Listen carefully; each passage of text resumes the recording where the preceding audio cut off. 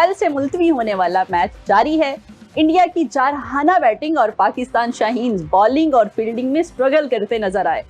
भारत का पाकिस्तान को 357 रन का बड़ा हदफ कि वो आज कितने छक्के चौके और मरवाने वाले हैं। जो लग रहे थे वो तो लग गए। विराट और राहुल की जो आज पार्टनरशिप रही और दोनों ने सेंचुरी की। देखिए पहले तो कल ओपनर्स ने बड़ा शानदार जो उनको फाउंडेशन बना के दी, जो प्लेटफॉर्म प्रोवाइड किया वो बहुत शानदार था। उसी की कंटिन्यूटी बात करें तो फिर विराट कोहली दुनिया के one of the best batter हैं और खास तौर पे जो 1.5-2 साल से हम ही उनको फॉर्म में लेके आए हैं। विराट कोहली की आपको पता है 49 सेंचुरीज थी तेंदुलकर की और इसकी 47 हो चुकी हैं।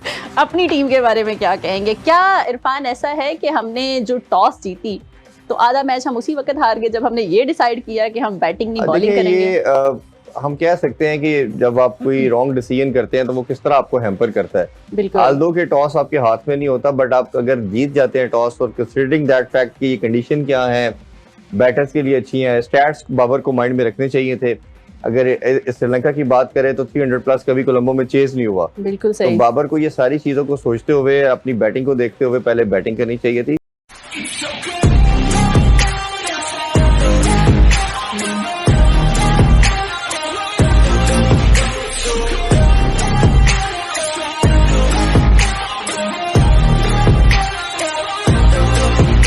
जैसे रवीर साहब भी सुबह कह रहे थे कि हमने एक बड़ा फंडामेंटल है, बेसिक प्रिंसिपल है क्रिकेट के अंदर कि अगर आपके ऊपर प्रेशर है तो पहले बैटिंग करें। तो कुछ ऐसी चीजें होती है क्रिकेट के अंदर, आपकी वो जो रूल्स हैं वो सेम रहते हैं। तो ये मेरा ख्याल है बाबर कुछ डिफरेंट कर, वैसे तो नॉर्मली करते नहीं है, जब कुछ ऐसा डिफरेंट करते हैं तो वो करते हैं जो हमें डाइजेस्ट नहीं होता और उसका रिजल्ट हमारी ये टीम हो रही है। हाँ, वो ऐसा डिसीजन लिया। सब हम कह रहे थे, कमेंटेटर की बात सुने, तमाम एनालिस्ट की बात सुने, तमाम एक्स क्रिकेटर की बात सुने, तो कल ही सबने कहा कि ये बाबर का गलत डिसीजन है। बाबर का जो मेरा हमेशा गिला रहा है कि बाबर एक तो इनोवेशन नहीं लेके आते, नई चीजें नहीं करते, एक रिलक्टेंट है कुछ नया करने के लिहाज से, और जब कुछ करते हैं ऐसा तो ऐसा परसिस्टेंट होके फंस जाते हैं, एक ऐसे मेंटल ब्लॉक में आते हैं कि चीजों को फिर उससे में से बाहर भंवर से निकलना इनके लिए मुश्किल हो जाता है।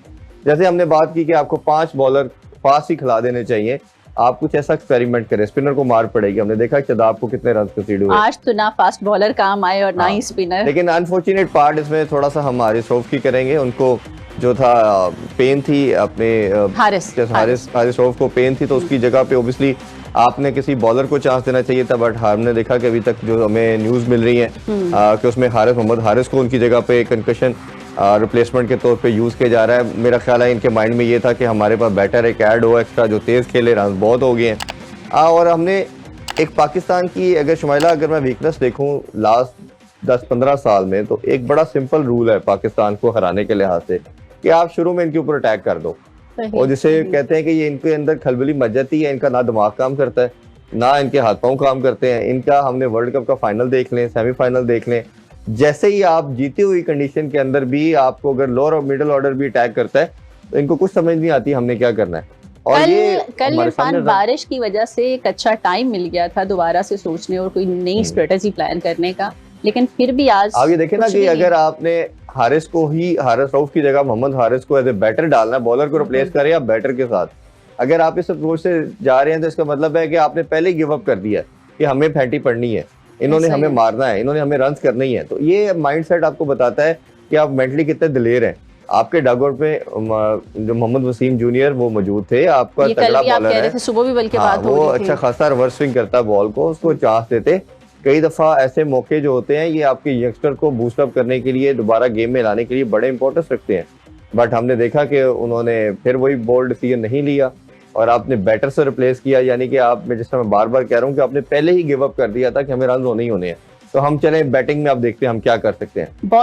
बॉलिंग हमारी फील्डिंग बहुत बुरी रही और इतने सारे आज भी देखे, कल भी हमने बात की थी, आज भी की कि आज तो चले थोड़ा सा हम क्रेडिट दे सकते हैं। सोगी आउटफील्ड थी, वेट है कंडीशन, बॉल शायद ग्रिप ना और हाथ में पकड़ना मुश्किल है, तो चले हम 10-15% कोई जस्टिफिकेशन नहीं है, बट फिर हम भी कह सकते हैं कि दरमियान में भी बारिश हुई, इंटरप्शन हुई मैच के अंदर। बट आपने ये देखना है कि आपकी अप्रोच क्या थी, सबसे बेहतर पहले ये चीज मैटर करती है, आपकी इंटेंट क्या थी। जिस तरह कल 2 कैचेस ड्रॉप हुए, आपने उसकी ट्राई नहीं की, इससे मतलब ये है कि आप मेंटली किसी वो ब्लॉक में आ चुके हैं, फंस चुका है, कहीं ना कहीं आपका माइंड सेटल हो चुका है कि आपको समझ नहीं आ रही कि हमने क्या करना है।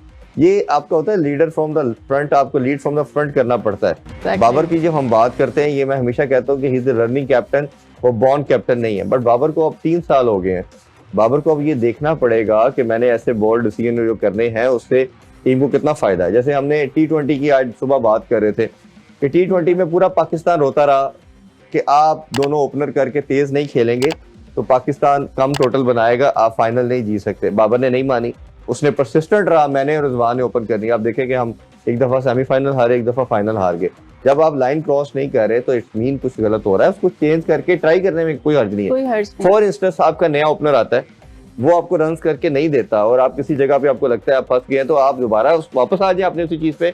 आपके पास एक जस्टिफिकेशन तो होगी ना जी, मैं ठीक हूँ, मैंने ट्राई किया, मैं ठीक हूँ। इसी तरह आप आज 5 फास्ट बॉलर के साथ जाते हो और आपको लगता है कि हमारे 5 फास्ट बॉलर को मार पड़ गई, आपके पास ये जस्टिफिकेशन हुई थी। लास्ट मैच में हमने स्पिनर ट्राई किए, अभी मैंने आज एक्सपेरिमेंट किया है, पड़ गए, कोई मसला नहीं।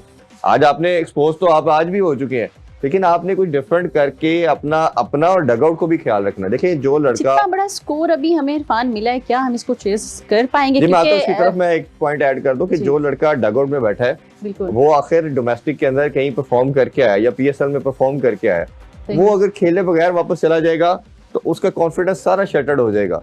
तो आपने उसको भी वैल्यू करना है, जहाँ अपॉर्चुनिटी मिले उसको चांस दे।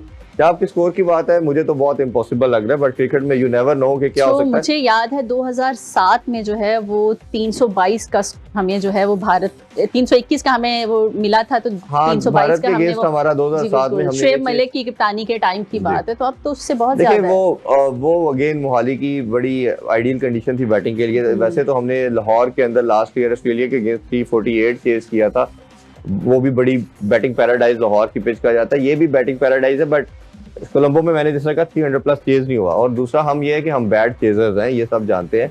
तीसरा ये है कि जब इस तरह की फैंटी पड़ती है आपको, तो आपका माइंड कई दफा उसको एक्सेप्ट करने के लिहाज से आप किसी और अब बाबर को एक ये भी चीज हैम्पर करेगी कि मैंने डिसीजन क्यों गलत किया। मीडिया का अपना प्रेशर, सोशल मीडिया का अपना प्रेशर। खैर अभी इनको डगआउट में बैठना चाहिए, आराम से रिलैक्स करके खाना खाएं, सोचेगा अब जो होना था वो तो हो गया, जितनी गलतियां करनी थी, फील्डिंग के अंदर लैप्सेस होने थे वो हो गए, गलत डिसीजन थे, बॉलिंग बुरी जितनी हो सकती थी आपने कर दी। अभी भी आपके पास चांस है, क्रिकेट में आप लास्ट बॉल तक गिव अप नहीं करते। और मेरा मानना यह है कि वैसे भी लाइफ का एक प्रिंसिपल है, जब तक आप गिव अप नहीं करते आप नहीं हारते। तो एक इस पॉजिटिव अप्रोच के साथ जाएं, अग्रेसिव खेलें, शुरू में अटैक करें। भारत की देखिए बॉलिंग लाइनअप, ऑल्दो कि हमने देखा है कि उनके भी विकेट्स अच्छे खासे लेते हैं, बट वो भी बॉलिंग बैटिंग तो उनकी दुनिया की वन ऑफ द बेस्ट है, बॉलिंग में वो बहुत स्लगिश है।